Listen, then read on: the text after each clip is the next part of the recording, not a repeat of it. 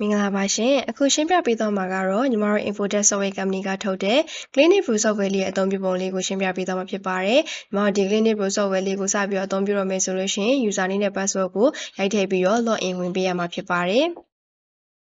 ်ပထမဆုံးအနေနဲ့ဒီဘက်ဘေးလေးမှာမြင်တွေ့နေရတာကတော့လူကြီးမင်းတို့စီကံလေးရဲ့ logo လေးဖြစ်မယ်။ဒါလေးရဆိုလို့ရှိရင်လူကြီးမင်းတို့ရဲ့စီကံလေးရဲ့ပေါ့နော်ဒီစီကံ name လေးဖြစ်မယ်။ဒီမှာဆိုလို့ရှိရင်အနီရောင်ခေါင်းလောင်းလေးကကြတော့ဒီ expire date နည်းနည်းရဲ့ C item တွေကိုအလက်ပြပေးတဲ့ခေါင်းလောင်းလေးဖြစ်ပါတယ်။ဒီအပြန်ခေါင်းလောင်းလေးကကြတော့ညီမတို့ဒီ computer series တို့အလက်ကိုပြသပေးတဲ့ခေါင်းလောင်းလေးဖြစ်ပါတယ်။ညီမတို့ဒီ software ကိုလိုအပ်လို့ update ပြင်ချင်တယ်ဆိုလို့ရှိရင်ညီမတို့ဒီနားမှာလာပြီးတော့ update ပြင်ပေးလို့ရတယ်။ဘာလို့ရှိရင် feedback လေးတွေရေးချင်တယ်ဆိုလို့ရှိရင်ညီမတို့ရေးသားလို့ရတယ်ပေါ့နော်။ဒီ captcha name လေးမှာဆိုရှင်ညီမတို့ဒီ software ကို login ဝင်ပြီးတော့အသုံးပြုရဲဒီ captcha ရဲ့ name လေးဖြစ်မယ်ပေါ့နော်။ညီမတို့ဒီ Clinic Pro Software လေးရဲ့ feature လေးအနေနဲ့ဆိုလို့ရှိရင်ဒီဆေးရုံဆေးခန်းတွေမှာအသုံးများတဲ့ OPD inpatient appointment ပိုင်းလေးတွေအပြင်ဒီဆေးဝယ်စင်ဆေးအောင်စင်ဆေးပစ္စည်းစင်းလေးတွေပေါ့နော်။ဘာလို့ရှိရင်ဈေးနှုန်းပစ္စည်းနဲ့အပိုင်းလေးတွေပါတယ်။ညီမပထမဆုံးအနေနဲ့ဒီ setting ပိုင်းလေးအရင်ဆုံးရှင်းပြပေးမယ်ပေါ့နော်။ setting ပိုင်းမှာဆိုလို့ရှိရင်ညီမတို့ဒီဆေးခန်းရဲ့ information တွေ logo လေးတွေညီမတို့လာပြီးချိန်ပေးလို့ရတယ်။ဒီ voucher ထုတ်တဲ့အခါမှာဆိုလို့ရှိရင်ညီမတို့ဒီ printer name လေးတွေဘာလို့ရှိရင်ဒီ paper size ကလေးတွေကိုလိုအပ်တယ်လို့ပေါ့နော်ရွေးချယ်ပြီးတော့ညီမတို့ပေါ့နော်အသုံးပြုလို့ရတယ်။နောက်ကကြောင့်ဒီ database setting ပိုင်းမှာဆိုလို့ရှိရင်ညီမတို့ data တွေကိုပေါ့နော်ညီမတို့ software က automatically backup လုပ်ထားတဲ့အပိုင်းလေးတွေပါတယ်ပေါ့နော် database ကို restore လုပ်ချင်တယ်ဆိုလို့ရှိရင်လည်းရတယ်ညီမတို့ assign data တွေကိုပြန်ပြီးတော့ database တစ်ခုလုံးဖြတ်ချခြင်းတဲ့အခါမျိုးမှာဆိုလို့ရှိရင်ညီမတို့ဒီ reset database ကနေတစ်ဆင့်ဖြတ်ချလို့ရတယ်ဒီ data တွေအများများလာတဲ့အခါမျိုးမှာဆိုလို့ရှိရင်လည်းပေါ့နော်နှစ်အလိုက်လအလိုက်ညီမတို့ archive လုပ်ထားလို့ရတဲ့အပိုင်းလေးတွေလည်းပါပါတယ်ဒီပေါ့နော်ပြောလို့ရှိရင်ဒီ system log မှာဆိုလို့ရှိရင်ညီမတို့ဒီ data တွေကိုဒီuser တွေကပေါ့နော်ညီမတို့ software ကိုအသုံးပြုလာတဲ့အခါမှာဆိုလို့ရှိရင်သူတို့တယောက်နဲ့တယောက်ပေါ့နော်ဒီကုန်ပစ္စည်း item တွေကိုဖြတ်သွားတဲ့အချိန်မှာဆိုရှင်ဘယ်သူကဘယ် action တွေကိုလုပ်သွားလဲဆိုတော့ဒီ action တစ်ခုချင်းစီကိုညီမတို့ဒီ system log တွေမှာလာပြီးကြည့်ပေးလို့ရတယ် permission ဘိုင်းမှာဆိုလို့ရှိရင်ညီမတို့ role အနေနဲ့ admin ရဲ့ captcha ရဲ့ manager ဆိုပြီးတော့ role တွေက3ခုခွဲခြားထားပြီးတော့သူတို့ရဲ့သက်ဆိုင်ရာ role လေးတွေ permission တွေညီမတို့ကဒီမှာလာပြီးတော့သတ်မှတ်ပေးလို့ရတယ်ပေါ့နော်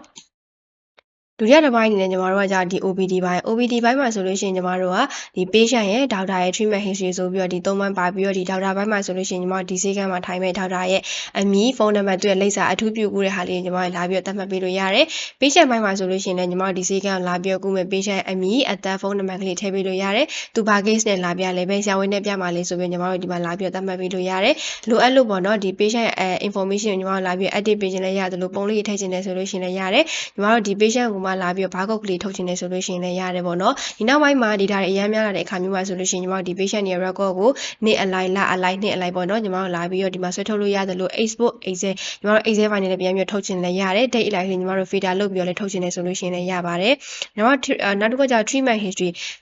ဘိုင်းမှာဆိုလို့ရှိရင်ညီမတို့ဒီ patient ရဲ့ပေါ့နော်နာမည်လေးတွေရိုက်ထည့်ပြီးတော့ညီမတို့အလွယ်တကူပေါ့နော်ဒီဆရာဝန်အနေနဲ့ဒီ information တွေကိုဖြည့်သွင်းလို့ရတဲ့အပိုင်းလေးတွေပါတယ်နောက်တစ်ခုကကြောင့်ညီမတို့ inpatient ပေါ့နော် inpatient ဘိုင်းမှာဆိုလို့ရှိရင်လည်းဆေးရုံတက်ပြီးလူနာစင်းနေဆေးရုံတက်လူနာစင်းနေနဲ့ဆေးရုံတက်ပြီးလူနာစင်းနေညီမတို့ဒီမှာလာပြီးတော့ကြည့်လို့ရတယ်လို့သူလည်းလိုအပ်တယ်လို့ပေါ့နော်ညီမတို့ excel report ထုတ်တဲ့အပိုင်းလေးတွေပါတယ်နှစ်အလိုက်ပေါ့နော်ရက်လနှစ်အလိုက်ညီမတို့ဒီမှာပြန်ပြီးရောဆွဲထုတ်လို့ရတဲ့အပိုင်းလေးတွေပါပါတယ်ညီမတို့ appointment ပိုင်းမှာဆိုလို့ရှိရင်ညီမတို့ပေါ့နော်ဒီမှာ token နံပါတ်အနေနဲ့ညီမတို့1ကနေ30အထိသတ်မှတ်ထားပြီးတော့ဒီပေါ့နော်ဒီစေကံကိုလာပြီးတော့ token နံပါတ်ယူတဲ့နံပါတ်ကလေးတွေရွေးချယ်ပေးလို့ရတဲ့အမည်ဘာလို့ရှင်ဖုန်းနံပါတ်ဘယ်ဆရာဝန်နဲ့ပြမှာလဲဘယ်နေ့ဘယ်ချိန်မှာပြမှာလဲဆိုပြီးတော့ညီမတို့ဒီပေါ့နော် appointment ယူတဲ့အပိုင်းလေးတွေပါပါတယ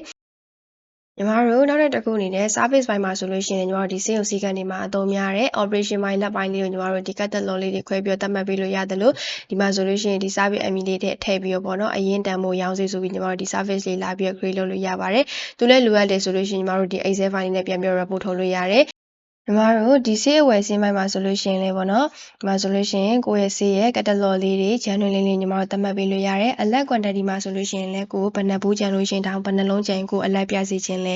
unit မှာဆိုလို့ရှိရင်လည်းကိုက box နဲ့ရောင်းမှလားဘူးနဲ့ပေါ့နော်ကိုကအလုံးလိုက်ရောင်းမှလားအကတ်နဲ့ရောင်းမှလား unit လေးတွေသတ်မှတ်ပေးလို့ရတယ်ညီမတို့ဒီပေါ့နော်ဒီဈေးလေးတွေမှာဆိုလို့ရှိရင်လည်း margin လိုက်သတ်မှတ်ပေးလို့ရတယ်လို့လက်လီလက်ကားဈေးညီမတို့ရိုက်ထည့်ပြီးတော့လည်းသတ်မှတ်ပေးလို့ရတယ်ပြီးရှင်ဈေးပစ္စည်း item ရဲ့ expiry date လေးညီမတို့သတ်မှတ်ပေးလို့ရတယ်ဘယ်နှလလိုမှကိုအလက်ပြစီခြင်းနဲ့ညီမတို့သတ်မှတ်ပေးလို့ရတယ်။ဘာလို့ရှိရင်ညီမတို့ Excel file ရှိရဆိုလို့ရှိရင်လည်း import လုပ်လို့ရတယ်။ဒီမှာဆိုလို့ရှိရင်ညီမတို့ import လုပ်ရမယ့် Excel file လေးကို down ပြီးတော့အဲ့ဒီတိုင်းဖြည့်ပေးရဆိုလို့ရှိရင်တော့ရပြီပေါ့နော်။ညီမတို့ဒီမှာဆိုလို့ရှိရင် supplier နဲ့တွဲပြီးတော့ဝယ်မယ်ဆိုလို့ရှိရင်ညီမတို့ဒီ supplier နဲ့တွဲပြီးတော့ဆေးအဝယ်လေးသွင်းလို့ရတယ်။နောက်ကကြောင့်ညီမတို့ဒီဆေးရောင်းစင်းလေးပေါ့နော်။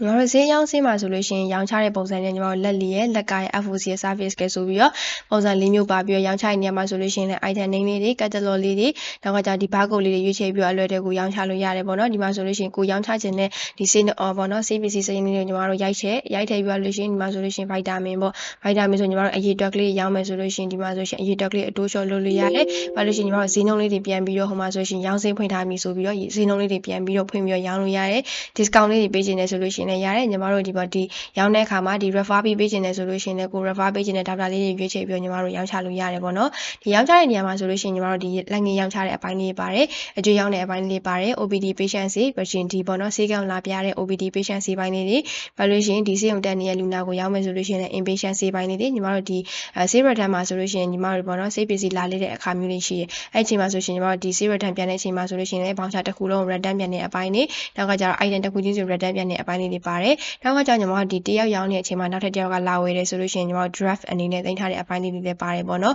်ဒီဘောင်ချပြန်ထုတ်တဲ့အပိုင်းလေးတွေလည်းပါတယ်နောက်ကကျတော့ဒီပေါ့နော်အမြဲတမ်းကိုကဝယ်နေကြဆေးတွေရှိရဲဆိုလို့ရှိရင်အဲ့ဒီလူရဲ့ဆေးကိုညီမတို့ဒီ package အနေနဲ့တင်ထားတဲ့အပိုင်းလေးတွေလည်းပါပါတယ်ညီမတို့ဒီဆေးပစ္စည်းစီးမှာဆိုလို့ရှိရင်လေပေါ့နော်ညီမတို့ဆေးရောင်းစင်းရဲ့ဆေးဝယ်စင်းရဲ့ဆေးလက်ကျန်စင်းရဲ့ဆိုပြီးတော့ပါတယ်ဆေးရောင်းစင်းမှာဆိုလို့ရှိရင်လေကိုရောင်းချထားတဲ့ဆေးရောင်းစင်းတွေကြည့်လို့ရတယ်ဆေးဝယ်စင်းမှာဆိုလို့ရှိရင်လေကိုကအဝယ်တင်ထားတယ်ပေါ့နော်ဒီဆေးပစ္စည်းစင်းတွေကိုလာပြီးကြည့်လို့ရတယ်ဆေးလက်ကျန်စင်းမှာဆိုလို့ရှိရင်ဘယ်ဆေးတွေကဘယ်နှခုကျန်သေးလဲပေါ့နော်ဒီအလက် quantity လေးတွေအပြင်သူဘယ်နှခုကျန်သေးလဲဆိုတော့ဒီအသေးစိတ်ကိုပါလာပြီးကြည့်လို့ရတယ်ပေါ့နော်ဒီမှာဆိုလို့ရှိရင်ဘာကုတ်လေးနဲ့ရှာလို့ရတယ် item name လေးနဲ့ရှာလို့ရတယ်ဂျန်တွေလေးနဲ့ရှာပြီးတော့သုံးလို့ရတယ်ပေါ့နော်ညီမတို့ဒီဈေးနှုန်းပြင်ဆင်ပိုင်းမှာဆိုလို့ရှိရင်လည်းပေါ့နော်ညီမတို့ဒီရောင်းချထားတဲ့ CPC တွေနဲ့ပတ်သက်ပြီးတော့ information တွေလာပြီးတော့ edit လုပ်ချင်တယ်ဆိုလို့ရှိရင်ဒီမှာဆိုလို့ရှိရင်ညီမတို့ဒီ catalog လေးတွေ genre name လေးတွေပြီးလို့ရှိရင်ညီမတို့ဒီဝယ်ဈေးလေးတွေပြန်ပြီးတော့ပြင်လို့ရတယ်လက်လီလက်ကားဈေးလေးတွေညီမတို့ပြန်ပြီးတော့ဒီမှာဆိုလို့ရှိရင်ကိုပြန်ပြင်ခြင်းတဲ့အပိုင်းလေးညီမတို့ပြန်ပြင်ပေးလို့ရတယ်ပေါ့နော်ဒီမှာဆိုလို့ရှိရင်လိုအပ်လို့ Excel file တွေပြန်ထုတ်ခြင်းလေးဆိုလို့ရှိရင်လည်းရပါတယ်ကျမတို့ဒီ login user ပိုင်းမှာဆိုလို့ရှိရင်လည်းပေါ့နော်ဒီ software ကို user name နဲ့ password နဲ့ပေါ့နော်ဝင်ပြီးတော့အသုံးပြုမဲ့လူရဲ့ information ညီမတို့လာပြီးတော့သတ်မှတ်ပေးလို့ရတယ်သူရဲ့ role လေးတွေလည်းညီမတို့လာပြီးတော့သတ်မှတ်ပေးလို့ရမှာဖြစ်ပါတယ်ဆက်လက်ပြီးတော့ညီမတို့ဒီ Captcha report မှာဆိုလို့ရှိရင်လည်းပေါ့နော်ဒီမှာဆိုလို့ရှိရင်ဒီပေါ့ဒီ software ကို login ဝင်ပြီးတော့အသုံးပြုထားတဲ့ Captcha ကဘယ်လောက်ကိုရောင်းသွားလဲဆိုတော့ညီမတို့သူ့ရဲ့အသေးစိတ်ကလေးညီမတို့လာပြီးတော့ကြည့်ပေးလို့ရတယ်စုစုပေါင်းဘယ်လောက်ရောင်းပေးလဲပေါ့နော်ဘာလို့ရှိရင်ရက်လနှစ်လိုက်ညီမတို့ Excel file လေးပြန်ပြီး report ထုတ်ခြင်းနဲ့ဆိုလို့ရှိရင်လည်းရတယ် date အလိုက်ရှာခြင်းနဲ့ဆိုလို့ရှိရင်လည်းရပါတယ်နောက်တစ်ခုကကျတော့ညီမတို့ဒီ pay ရန်အကျွေးမှာဆိုလို့ရှိရင်ညီမတို့ဒီ supplier နဲ့ချိတ်ဆက်ပြီးတော့ဝယ်တဲ့အခါမှာသူရဲ့ပေါ့နော် supplier profile လေးတိစောက်ပြီးလို့ရတယ်လို့သူတို့ဘယ်လောက်ပေးရမလဲဆိုတော့ဒီ pay ရန်အကျွေးတွေပါလာပြီးတော့ကြည့်လို့ရတယ်ညီမတို့ဒီရရန်အကျွေးမှာဆိုလို့ရှိရင်လည်း customer တွေနဲ့ချိတ်ဆက်ပြီးတော့ဝယ်တဲ့အခါမှာသူတို့ရဲ့အကျွေးစီးနေပါလာပြီးတော့ညီမတို့တွေးပြီးတော့ဒီမှာလာပြီးတော့သတ်မှတ်ပြီးထားလို့ရတယ်ပေါ့နော်ဆက်လက်ပြီးတော့ညီမတို့ဒီအသုံးစင်းပိုင်းမှာဆိုလို့ရှိရင်လည်းညီမတို့ဒီပစ္စည်းငွေသုံးစင်းပစ္စည်းသုံးစင်းပစ္စည်းဆုံးရှုံးစင်းလေးတွေပါညီမတို့လာပြီးတော့ပေါ့နော်ဒီမှာဆိုရှင်ငွေပမာဏဘယ်သူကသုံးသွားလဲဘာကြောင့်သုံးသွားလဲဆိုတော့ဒီအသေးစိတ်ကလေးညီမတို့လာပြီးတော့မှတ်ပေးလို့ရတယ်ပစ္စည်းသုံးစင်းတွေညီမတို့လာပြီးတော့ဒီမှာဆိုရှင်သတ်မှတ်ပေးလို့ရတယ်ပစ္စည်းဆုံးရှုံးစင်းမှာဆိုလို့ရှိရင်လည်းဒီပေါ့နော်ဒီဆေးတွေကဒီပေါက်ပြဲသွားလို့ expire date ကုန်သွားလို့ပေါ့နော်ကိုယ့်ဘက်ကဆုံးရှုံးနေတာရတဲ့ဒီပစ္စည်းရတဲ့ဒီဆေးပစ္စည်းတွေရဲ့ဒီစင်းတွေကိုလည်းညီမတို့လာပြီးတော့ဒီမှာထည့်ပေးလို့ရမှာဖြစ်ပါတယ်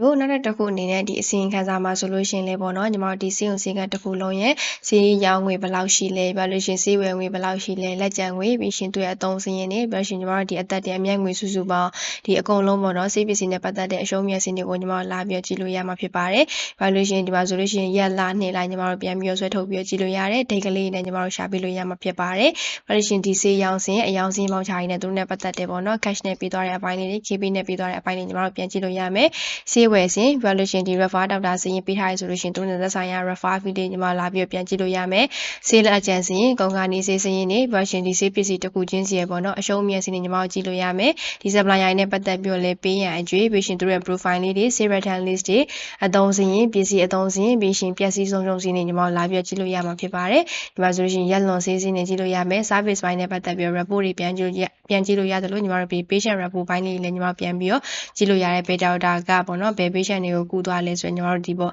patient တွေ record တွေညီမတို့လာပြီးကြည့်လို့ရမယ်ပြီးရှင် return ပြန်တဲ့အခါမှာဆိုလို့ရှိရင်ညီမတို့ဘယ် voucher ကိုလာပြီးတော့ return ပြန်ထားလဲဆိုတော့ဒီအသေးစိတ်ကိုပါလာပြီးကြည့်လို့ရမှာဖြစ်ပါတယ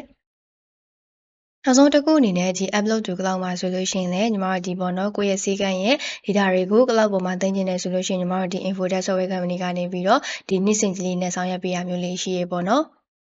ဟုတ်ကဲ့ပါရှင်အခုရှင်းပြပေးသွားတာကတော့ညီမတို့ပေါ့နော်ဒီ Clinic Pro software လေးရဲ့အသုံးပြုပုံလေးကိုရှင်းပြပေးသွားတာဖြစ်ပါတယ်ဒီဗီဒီယိုလေးကိုကြည့်ရင်းနဲ့မှာအသေးစိတ်သိချင်တာလေးရှိရဆိုလို့ရှိရင်ညီမတို့ဒီ Viber နဲ့ဖြစ်စေဒီဖုန်းနံပါတ်ကလေးတွေကနေဖြစ်စေပေါ့နော်အသေးစိတ်ဆက်သွယ်ပြီးတော့မြင်မြတ်လို့ရပါတယ်ရှင်ကျေးဇူးများတင်ပါတယ်